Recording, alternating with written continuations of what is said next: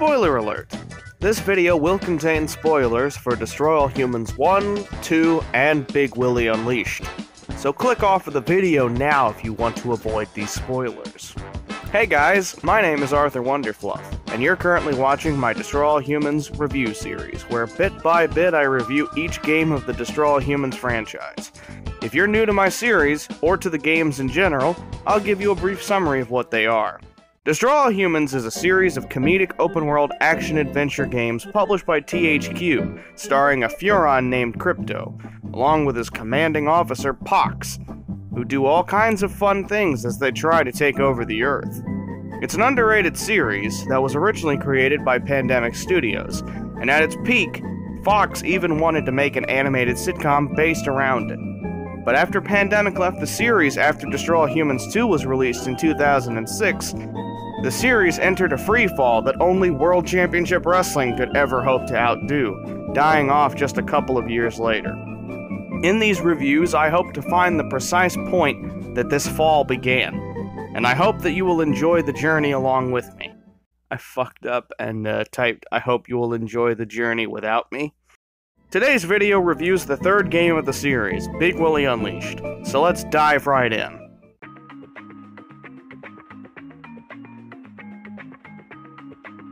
Developed by Locomotive Games, Big Willy Unleashed is just one big what the hell of an entry into the Destroy All Humans series. Released on February 25th, 2008 for the Nintendo Wii by THQ, Big Willy Unleashed is notable as the last game ever developed by Locomotive Games, as THQ killed that company off later that year. And this game is also notable as the only Destroy All Humans game released on the Wii. It was apparently intended to come out for the PS2 and the PSP as well, but technical issues and budget issues stopped these ports from ever being finished. Man, we aren't even looking at the game itself yet, but just looking at this game and how weird it is on paper, I get this very weird feeling that nobody involved in the development of this game at all had any idea what they were doing. So, without further ado, let's dive into the story. The basic premise is that Crypto and Pox, circa 1975, are running a hot dog restaurant called Big Willy's, which has been pretty successful up to this point, but it also hides a dark secret. Big Willy's is actually people, as Pox grinds up the corpses left by Crypto's shenanigans in order to make the food. Yep, Big Willy's is people. Make a Soylent Green joke. But that's about as original as The Force Awakens. Just do it, you little shit. Soylent Willy. A wiener made from a... Never mind. On to the plot. The game begins with Cryptosporidium 137. Wait a minute. Really? They couldn't even get that detail from the last game's opening cutscene correct? Oh dear. Crypto and Pox are watching a television broadcast that serves as exposition, although sadly this time there's no fourth wall breaking ninjas. President Huffman has resigned from the presidency after 14 years as the president. The rich heiress Patty Wurst is missing, and Big Willy's has just opened up its 500th location. Patty Wurst is an annoying, snobby, rich daddy's girl who has more dollars than sense, and she hijacks the feed and says that Big Willy's uses human meat, and says that there's a shipment of meat docking at Harbor City that will prove this. Wurst is an activist who constantly speaks in metaphors, and she spends her time in this game trying to reveal the secret of Big Willy's, and she also has militant followers who fight with her. It also turns out she's doing all of this just to get back at Daddy. Fantastic. Wurst serves as the antagonist in the Harbor City sandbox, trying to reveal Big Willy's secret and trying to start protests. Evidently, while nobody actually understands her due to her constant metaphors, the people seem to flock to her anyways because their lives are just that boring apparently. Due to this, Crypto and Pox want her gone, and the opportunity presents itself when she eventually attempts to destroy the Harbor City Big Willy's location with a tank, leading to a rather unremarkable boss fight that sees Crypto kill her by destroying the tank with the new Big Willy mech suit. Pox learns that Wurst was working for Colonel Cluckin, a rival restaurateur and owner of Cluckin's Kitchen.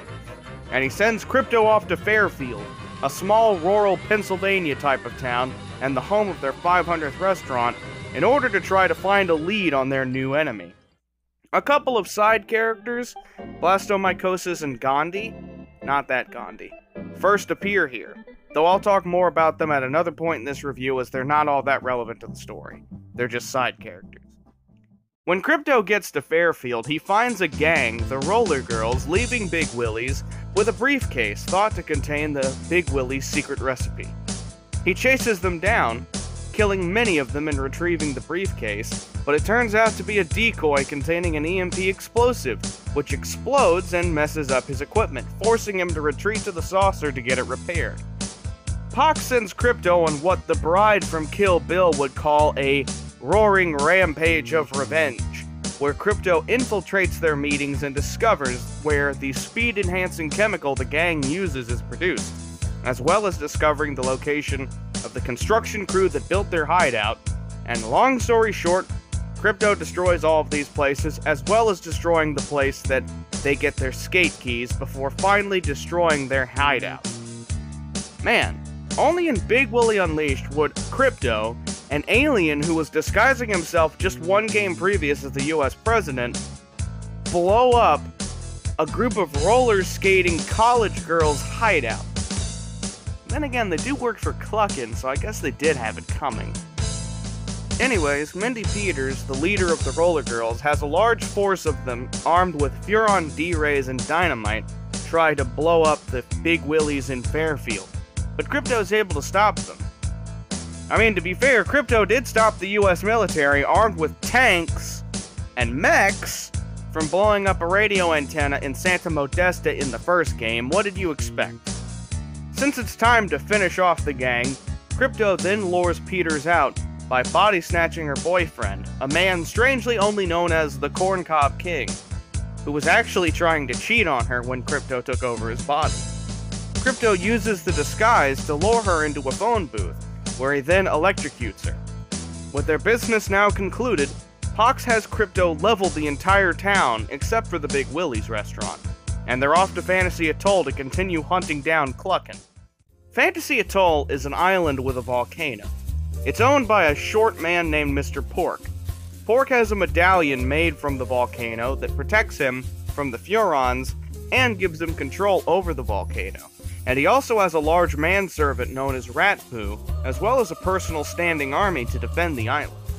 Pork offers Pox a new body, and since Pox has wanted a new body since his original was destroyed in Destroy All Humans 2, he decides he'll quit seeking out Cluckin' for a while in order to get a new body, and he has Crypto get the parts for it. While trying to assemble the body, Crypto has to defend him from a massive attack, but afterwards it turns out to have all been a hoax orchestrated by Cluckin', and an explosion sends Pox's hollow unit flying across the atoll.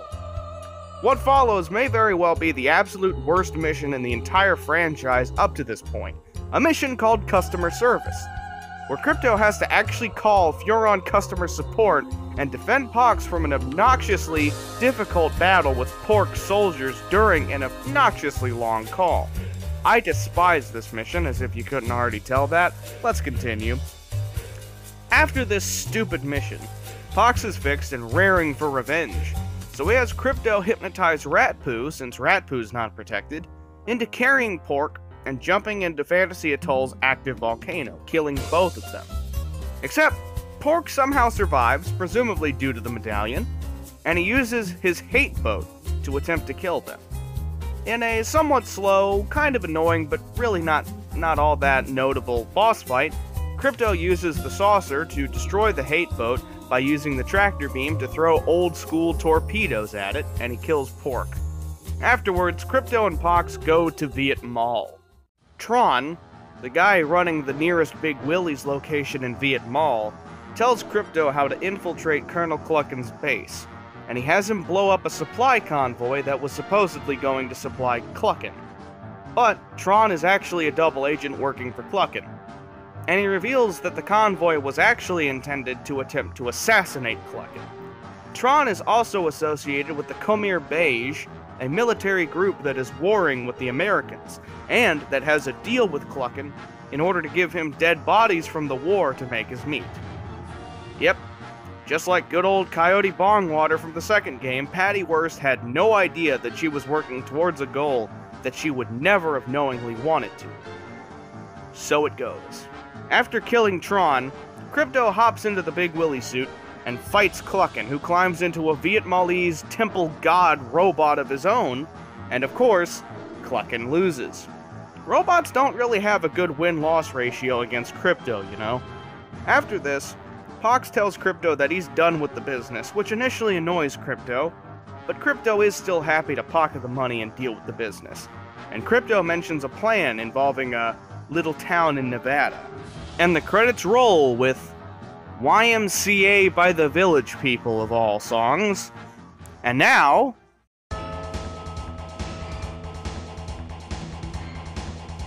mechanically, Big Willy Unleashed is pretty similar to Destroy All Humans 2, with a lot of the same core mechanics. Crypto has PK, can transmog, body snatch, and he has Hypnoblast, which basically replaces Free Love. He has his original 4 weapons, so the Zap-O-Matic, Ion Detonator, Anal Probe, and Disintegrator Ray, but he does not have Gastro, the Burrow Beast, the Dislocator, or the Meteor Strike. In their place, he has the Zombie Gun, Ball Lightning, and Shrink Ray, which I think are all pretty straightforward weapons. You can guess what they do just hearing the names. The Saucer is also similar to how it was in the previous game, but it no longer has the Transmog ability, because the Saucer now regenerates ammo for its weapons over time. It still has the Cloak, Death Ray, Abducto Beam, Drain, Sonic Boom, and Quantum Deconstructor. It doesn't have the Anti-Gravity Field, but it has a new weapon called the Electrocone, which is basically a powerful energy field. The last notable addition to Crypto's arsenal is the introduction of the Big Willy mech suit, which is the mascot of the Big Willy franchise. Due to the way that it was constructed, Big Willy is basically physically invulnerable.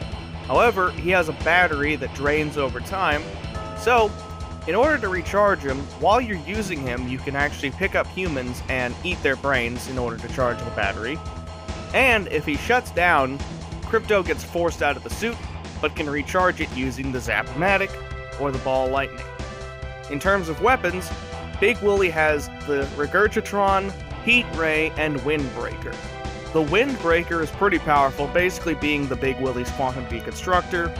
The Heat Ray is basically just the Death Ray, and the Regurgitron has Big Willy shoot acid. Big Willy can also pick stuff up like cars and things like that and throw them around. You get the idea. The alert level functions in more or less the same manner. Enemies include police officers, soldiers, roller skating girls, and others. Odd jobs also make a comeback, among some other things. Really, I don't have a whole lot to say about this game's mechanics. Honestly, I don't think a whole lot changed between the second game and this one, but I really don't think this game does any of it nearly as well. Honestly, Big Willy Unleashed kind of leaves me thinking that it's a confused game that doesn't really know what it wants to actually be, or who it wants to actually appeal to. As a game for the die-hard fans of the series, it's just weird. The gameplay is weaker than the previous 2 games. The humor isn't as funny. In terms of things like sandboxes, they're worse because they have less sandboxes and all of the sandboxes are noticeably smaller and emptier. I just don't think any of it works particularly well. And the game is on the Wii. Now, the Wii's a fine console. The motion control's not really my kind of a gimmick. I'll admit, it's not really my thing. But it has its fans, and there's great games like Super Smash Bros. And stuff like that available for it. So believe me, I can see the appeal. But the first 2 games in the series came out on the PlayStation 2 and the Xbox, and through backwards compatibility, the original Destroy All Humans was also playable on Xbox 360. And Path of the Furon came out on the Xbox 360 in North America, and exclusively in the PAL regions there was also a PS3 version.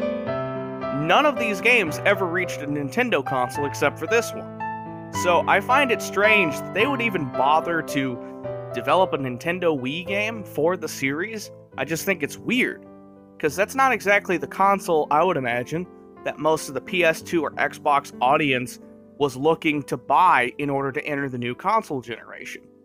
Honestly, going to the Wii kind of strikes me as a big question mark. The humor and the story are weaker than the original two games, losing a lot of the wit and charm that they had. The gameplay is weaker, and graphically speaking, things like that, visuals, stuff like that, the style's not as good, the graphics don't look as good, facial animations aren't even there. So a lot of the time when you're having a cutscene where a character is talking, the camera tries to trick you into hiding it by putting the camera behind somebody when they talk. You'll probably have noticed that a lot of the screenshots that I've used during this review specifically show characters from behind, because that's how it was presented. It just overall feels very rough, coarse, and unfinished. I talk a little bit more in depth about a lot of my gripes with the game in this video essay, and it'll be linked in the description if you want to check that out. I hope you do. I think you'll like it.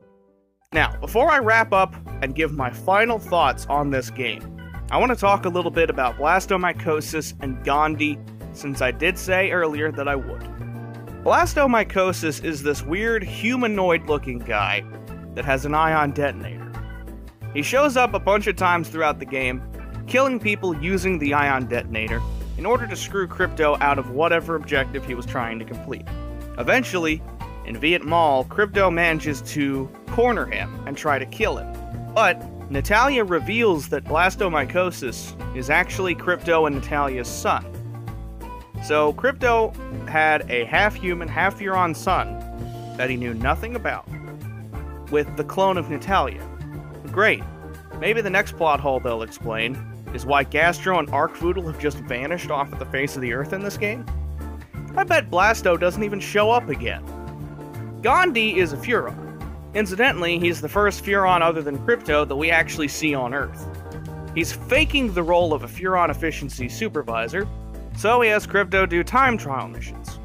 He's eventually revealed to be a faker, trying to weasel his way into their DNA harvesting operation. Eventually, Crypto and Pox find out about his trickery, they kill him, and they notify the homeworld that he was trying to screw them over. And as a result, his clone is set to be imprisoned for life on Gorta, the prison moon of their homeworld. Now, I didn't mention it in the review of the first game, but a Majestic agent incorrectly called the Furon's homeworld Gorta, but 2 onwards called the homeworld Furon. So I like that they actually came up with an explanation for the inconsistency. I think that's nice. Alright, enough meaningless asides. It's time for my final conclusion on Big Willy Unleashed. Are you ready? It's really weak by Destroy All Human standards, having worse humor, smaller and less numerous sandboxes, less interesting weapons, a dull and pointless story, awful sound-alikes for Crypto and Pox, horrible animations and graphics, and all kinds of other flaws. To me, Big Willy Unleashed wanted to do a lot of what Destroy All Humans 2 did, like the crazier, more over-the-top tone and things like that. But in my opinion, it failed spectacularly. And it's really unfortunate, because this was the only time that the Nintendo fanbase ever got to play one of these games. So that's just shameful. This game is overall dreadful. It's worse than the second game in pretty much every conceivable way. So, I would just say, just play Destroy All Humans 2. It's better in every way. If I had to describe the game in 3 words, I would say, less is less. Or, to put it another way, it's time to stop! It's time to stop, okay? No more! Where the fuck are your parents? Who are your parents? I'm gonna call Child Protective Services. It's time to stop! oh, hello. If you're listening to this, you made it to the end of my Destroy All Humans Big Willy Unleashed review. And for that, I'd simply like to say thank you for sticking with it and supporting me. I am not sure when I'm going to do the Path to Furon review, as I have not begun playing the game yet. So, it'll happen, I'm just not sure when. So, keep an eye out for it, and until the next time, Arthur Wonderfluff signing out.